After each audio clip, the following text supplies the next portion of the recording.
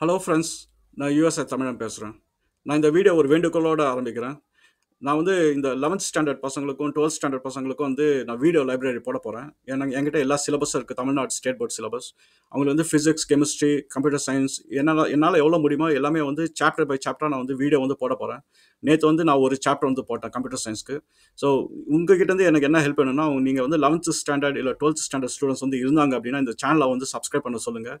நான் வந்து ஒரு 6 மாசத்துக்குள்ள வந்து என்னோட கோல் வந்து எல்லாமே வந்து நம்ம டிஜிட்டலா வந்து கன்வெர்ட் பண்ணி எக்ஸ்பிளனேட்டரியா இருக்கணும். அவங்க வந்து பாடம் வந்து மிஸ் பண்ணாலும் கிளாஸ் ரூம்ல இந்த வீடியோ லைப்ரரி வச்சு அவங்களுக்கு வந்து எல்லாமே புரியணும். அதுதான் என்னோட கோல். இந்த இயர்க்குள்ளார என்னால பண்ண முடியுன்ற நம்பிக்கை வந்து எனக்கு இருக்கு. சரி, இன்னைக்கு பார்க்க போறது வந்து ஒரு யூசர் ரிக்வெஸ்ட். மகேஷ் குமார் வந்து போஸ் ஐன்ஸ்டைன் கான்டெஸ்ட் பத்தி பேச சொல்லியிருக்காரு. இது வந்து சூப்பர் இன்ட்ரெஸ்டிங்கான டாபிக். அப்புறம் எனக்கு ரொம்ப பிடிச்ச டாபிக் வேற. அதை நான் வந்து எக்ஸ்பிளைன் பண்றேன். என்னோட சேனலை வந்து சப்ஸ்கிரைப் பண்ணுங்க. என்னோட வீடியோஸ் எல்லாம் வந்து ஷேர் பண்ணுங்க, டெக்னிக்கல் வீடியோஸை. என்னோட ட்விட்டர் அண்ட் வாட்ஸ்அப் அக்கௌண்ட்டில் போய் ஜாயின் பண்ணுங்க. அதில் நிறைய கான்வர்சேஷன்ஸ் போயிட்டு இருக்கு. அப்புறம் என்னோட பிளேலிஸ்ட்டும் போய் செக் அவுட் பண்ணுங்க. சரி, நம்ம வீடியோக்குள்ள போலாங்களா? ஓகே.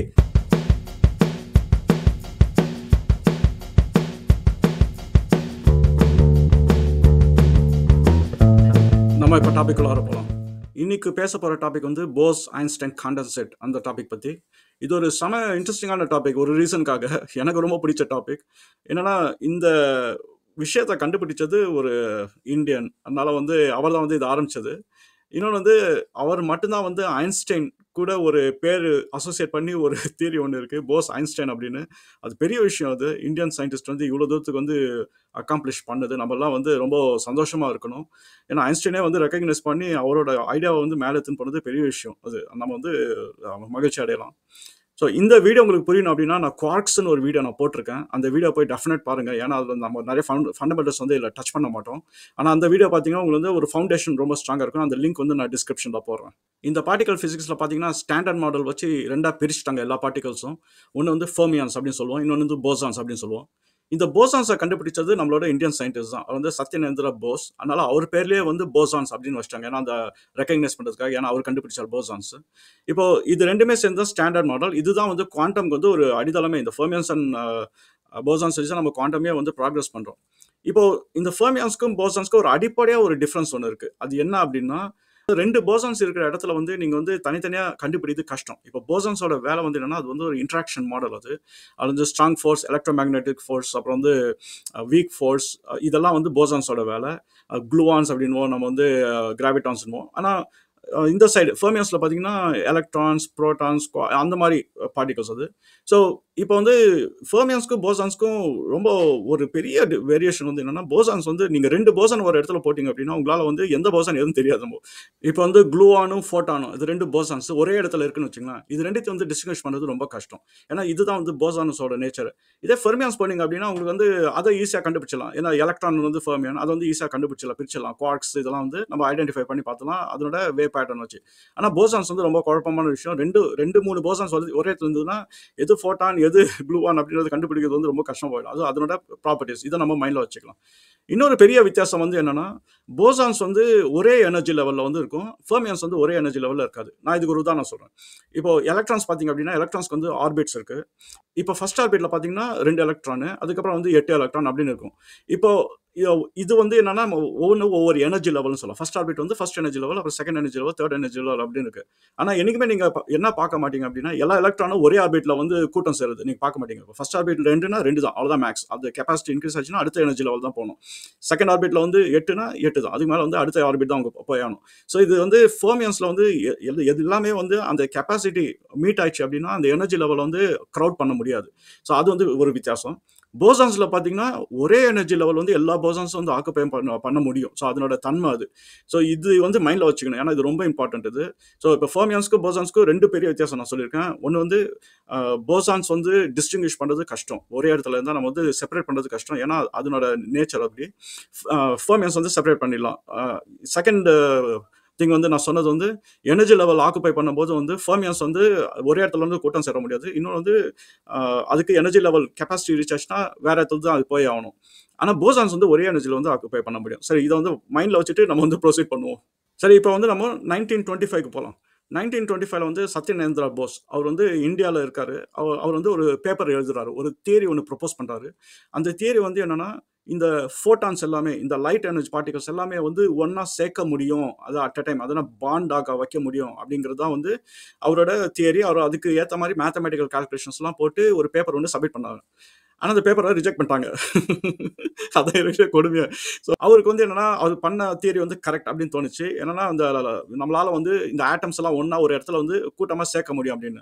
ஏன் இது வந்து ஒரு ரெவல்யூஷனரி கான்செப்ட் அப்படின்னா, ஒவ்வொரு ஆட்டமுக்கும் எனர்ஜி டிஃப்ரெண்ட். அதனால நீங்க வந்து என்னன்னா, அது வந்து மேக்னெட்டிக் ஃபோர்ஸ் கிடையாது. நீங்க ஆட்டம்லாம் ஒரே இடத்துல சேர்க்கணும் அப்படின்னா, அதுக்கு ஒரு தனி ஃபோர்ஸ் வேணும். இப்போ கேஸ் எடுத்துட்டீங்கன்னா, ஆட்டம்ஸ் எல்லாம் பிரிஞ்சிருக்கு. அது எல்லாத்தையும் ஒண்ணா நீங்க சேர்த்தீங்க அப்படின்னா, அது என்ன ஆகும் அப்படின்னா, அப்போ சாலிடா மாறிடும். ஏன்னா அந்த ஃபோர்ஸ் வச்சு நம்ம வந்து கேஸை வந்து நம்ம லிக்விடா மாற்ற முடியும். அப்புறம் சாலிடா மாற்ற முடியும். ஸோ அவர் என்ன சொன்னார் அப்படின்னா, அந்த மாதிரி வந்து ஆகாம நம்மளே வந்து தனியா வந்து சேர்க்க முடியும் ஆட்டம்ஸை த்ரூ மேத்தமெட்டிக்கல் கால்குலேஷன் வச்சு அவர் வந்து ஒர்க் அவுட் பண்ணி வச்சிருந்தாரு. அந்த பேப்பரை அன்ஃபார்ச்சுனேட்லி ரிஜெக்ட் பண்ணிட்டாங்க. அவர் வந்து அடுத்த ஸ்டெப்பா என்ன பண்ணாருன்னா, அந்த பேப்பர் எடுத்து ஐன்ஸ்டைனுக்கு வந்து மெசேஜ் பண்ணி விட்டாரு. மெசேஜ்னா நம்ம இப்போ இருக்கிற மெசேஜும் கிடையாது. ஒரு ஒரு லெட்டர் எழுதி ஐன்ஸ்டைனுக்கு வந்து அந்த பேப்பர் அனுப்பிச்சிட்டாரு. ஐன்ஸ்டைன் அப்போ ஆல்ரெடி பாப்புலர் வேர்ல்டில். ஸோ ஐன்ஸ்டைன் வந்து அந்த பேப்பரை படிக்கணுன்ற அவசியமே கிடையாது. ஐன்ஸ்டைனுக்கு ரிசீவ் பண்ணோன்னே ஐன்ஸ்டைன் வந்து அதை பார்த்தாரு. அவருக்கு வந்து என்னன்னா, ரொம்ப இன்ட்ரெஸ்டிங்கா போயிடுச்சு. என்னடா ஒரு மேத்தமேட்டிக்கல் கால்குலேஷன் பண்ணி நம்ம வந்து ஆட்டம்ஸை வந்து ஒண்ணா சேர்க்க முடியும் போல இருக்கே அப்படின்ற ஒரு பாசிபிலிட்டி அவருக்கு இருந்தது. ஸோ இப்போ ஐன்ஸ்டைன் வந்து என்ன பண்றாரு அப்படின்னா, அந்த ரிசர்ச் வந்து கண்டினியூ பண்றாரு. கண்டினியூ பண்ணிட்டு அவர் வந்து வேற லெவல் எடுத்துட்டு அந்த ஃபைனலா அந்த ரிசல்ட் கன்க்ளூட் ஆனதான் வந்து போர்ன்ஸ் ஐன்ஸ்டைன் தியரி அப்படின்றோம். என்னன்னா போஸ் ஆரம்பிச்சது, ஐன்ஸ்டைன் கண்டினியூ பண்ணி அந்த தியரி, அந்த காண்டன்சேட் மாடலை வந்து அவங்க கிரியேட் பண்ணாங்க மேத்தமெட்டிக்கல் ஈக்குவேஷன்ஸ் வச்சு. அதனால போஸ் ஐன்ஸ்டைன் காண்டன்சேட் அப்படின்ற பேர் வந்து அப்படிதான் வந்தது. இப்போ போஸ் ஐன்ஸ்டைன் காண்டன்சேட்னா என்னன்றது ஹை லெவலில் புரிஞ்சுட்டு நம்ம டெப்த்துக்கு போகலாம். ஒரு மேட்டரோட ஸ்டேட் என்னென்னு பார்த்தீங்கன்னா, இங்கே வந்து கேஸ் ஸ்டேட்டில் இருக்கும், லிக்விட் ஸ்டேட்டில் இருக்கும், சாலிட் ஸ்டேட்டில் இருக்கும். ஆனால் நம்ம கேஸ் ஸ்டேட்டுக்கு அப்புறம் நம்ம அடுத்த ஸ்டேட் வந்து பிளாஸ்மா. ஸோ இப்போ வந்து 4 state: solid, liquid, gas, plasma. இது 4 ஸ்டேட் இருக்கு. ஆனால் ஐன்ஸ்டைன் வந்து என்ன ரீசர்ச் பண்ணாருன்னா, அவர் வந்து நம்ம அப்சல்யூட் 0 டிகிரிக்கு நம்ம கொண்டாந்தாச்சு அப்படின்னா, அது வந்து புது ஸ்டேட் ஒன்று இருக்கு. அந்த ஸ்டேட் வந்து காண்டன்சேட் ஸ்டேட் அப்படின்றது அவர் வந்து கண்டுபிடிச்சாரு. அதுக்கப்புறம் அவங்க பேர் வந்து போஸ் ஐன்ஸ்டைன் காண்டன்சேட் போட்டாங்க. இந்த புது ஸ்டேட் வந்து ரொம்ப பிரமிப்பா இருந்தது ஐன்ஸ்டைனுக்கு. இந்த புது ஸ்டேட்ல வந்து எப்படி அப்படின்னா, அது வந்து ஐஸ் கட்டியெல்லாம் கிடையாது. ஏன்னா ரொம்ப அப்சல்யூட் 0வா இருக்கிறதுனால அது என்னன்னா, ஒரு அந்த ஆட்டம்ஸ் வந்து ஷ்ரிங்க் ஆயிடுது. ஸோ சைஸ்ல இது வந்து அவருக்கு வந்து ரொம்ப பஸ்லிங்கா இருந்தது. அது எப்படி வந்து ஷ்ரிங்க் ஆகுது அப்படின்னு. இதை நம்ம புரிஞ்சுக்கணும் அப்படின்னா, நம்ம வந்து ஒரு உதாரணம் வச்சு நம்ம வந்து புரிஞ்சுக்கலாம். இப்போ வந்து நீங்க ஒரு மிரர் ஹவுஸ்க்கு போறீங்கன்னு வச்சுங்களேன். மிரர் ஹவுஸ்னா நீங்க உள்ள என்டர் ஆனோனே எல்லா இடத்துலயும் கண்ணாடி தான். நீங்க வந்து ரொம்ப குழம்பி போய் அது உள்ள வெளில தப்பிச்சு வரதே பெரிய விஷயமா போயிடும். மிரர் ஹவுஸ் எல்லாம் போனீங்க அப்படின்னா, ஏன்னா எது வழி எது டோர்னு தெரியாது. ஏன்னா எல்லாமே வந்து மிரர்ஸா இருக்கும். இப்போ நீங்க மிரர் ஹவுஸ்க்கு ஒரு டைம் உள்ள போனீங்க அப்படின்னா, ஃபர்ஸ்ட் வந்து ஒரு 2 உங்கள மாதிரி 2 பேர் இருக்கும். ஏன்னா அங்க 2, 3 மிரர்ஸ் இருக்கும். அப்புறம் உள்ள போக போக பார்த்தீங்கன்னா, உங்கள மாதிரி வந்து 10 அதே சேம் டூப்ளிகேட் காப்பி வந்து இருக்கும். நம்ம வந்து எந்த வழியும் தெரியாது. யார் உண்மை அப்படின்றது ஒரு பாயிண்ட்ல வந்து நம்மளுக்கே மறந்து போயிடும். நம்ம பார்க்குற இடம்லாம் நம்ம தான் தெரியும் மிரர் ஹவுஸ்ல. அப்பனா நம்ம பிரெயின் வந்து என்ன ஆகும் அப்படின்னா, ஒரு பாயிண்ட்ல நம்ம ரியலா இருந்தாலும், மிரர்ல இருக்கிறது டூப்ளிகேட்டா இருந்தாலும், நம்ம வந்து பிரெயின் வந்து அஸ்யூம் பண்ண ஆரம்பிச்சிடும். எல்லாமே ஒரே ஆப்ஜெக்ட் அப்படின்னு. நம்ம பார்க்கறது எல்லாமே நம்ம தான் அப்படின்ற மாதிரி ஒரு ஸ்டேட்டுக்கு வந்து நம்ம வந்துருவோம்.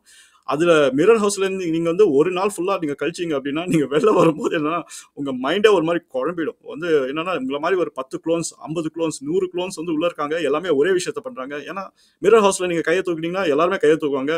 நீங்க திரும்புனீங்கன்னா எல்லாருமே திரும்புவாங்க. ஸோ அது வந்து கொஞ்சம் காமெடியா தான் இருக்கும்.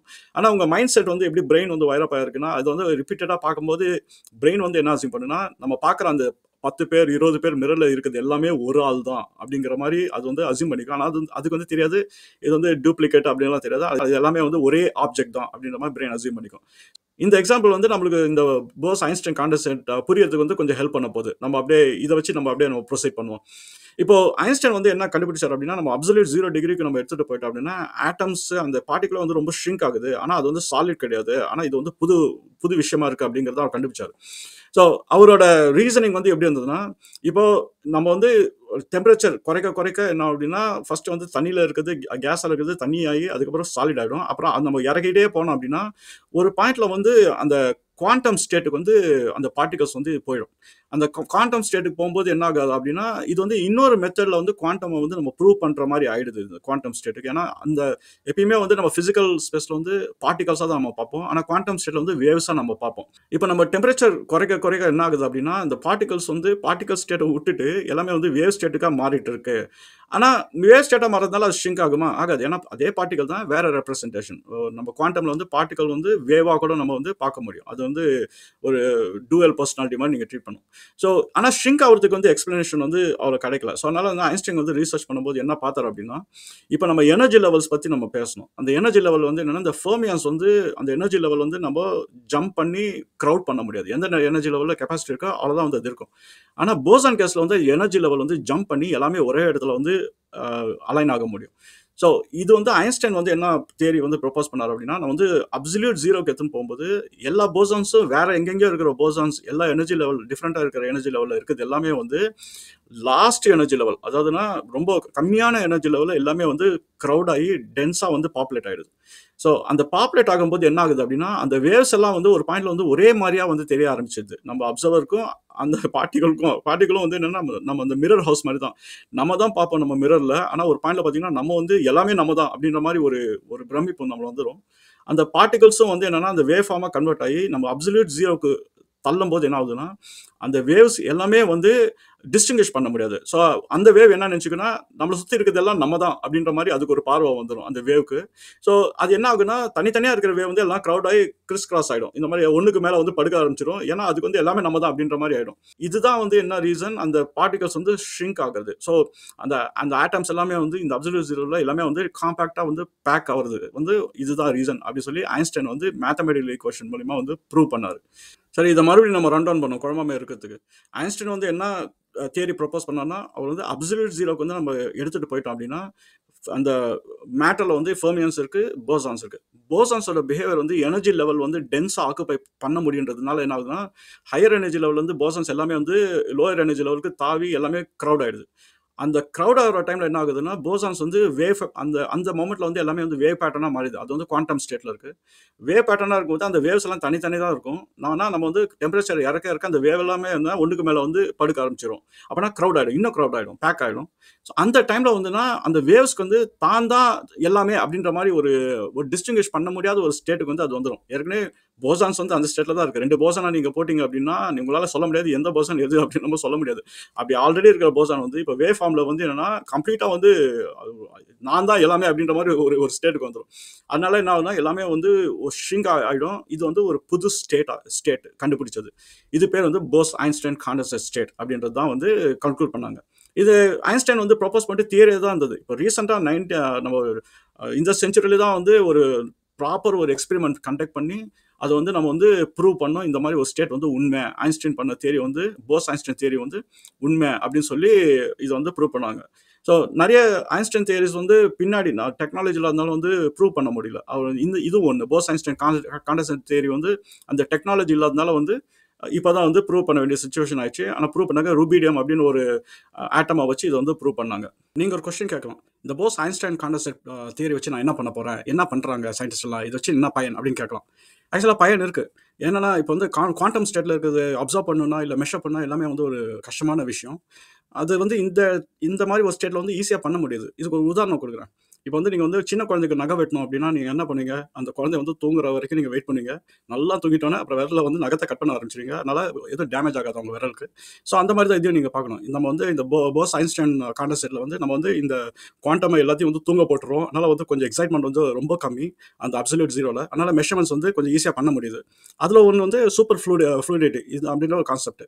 அது அந்த விஸ்காசிட்டி வந்து இல்லாமல் இருந்தால் அந்த எப்படி வந்து போகுது அந்த ஹீலியம் ஆட்டம்ஸ் அப்படிங்கிறது வந்து அப்சர்வ் பண்ண முடியுது. இதே மாதிரி குவாண்டம் என்டாங்கிள்மெண்ட் அதுவும் வந்து அப்சர்வ் கொஞ்சம் ஈஸியாக பண்ண முடியுது. ஸோ இந்த கான்செப்ட்ஸ் எல்லாம் வந்து அவங்க வந்து இந்த ஸ்டேட்டில் இருக்கும்போது கொஞ்சம் பெட்டராக இருக்குது அப்சர்வேஷனுக்கு தான் வந்து இது வந்து இப்போ வந்து கொஞ்சம் அட்டென்ஷன் வந்து நிறைய கிடைச்சிட்டு இருக்கு. சரி, இப்போ வந்து உங்களுக்கு போஸ் ஐன்ஸ்டைன் காண்டன்செட் ப்ராப்ளம் வந்து உங்களுக்கு புரிஞ்சிருக்குன்னு நினைக்கிறேன். இது வந்து சூப்பர் இன்ட்ரெஸ்டிங்கான ஒரு டாபிக். இது என்னோட சேனலுக்கு வந்து சப்ஸ்கிரைப் பண்ணுங்கள், உங்கள் ஃப்ரெண்ட்ஸ்கிட்டே சொல்லுங்கள், வந்து இந்த சேனலை வந்து விசிட் பண்ண சொல்லுங்கள், என்னோட வீடியோஸ் எல்லாம் ஷேர் பண்ணுங்கள். நம்ம அடுத்த வீடியோவில் இன்னொரு இன்ட்ரெஸ்டிங்கான விஷயம் பேசலாம். பாய்.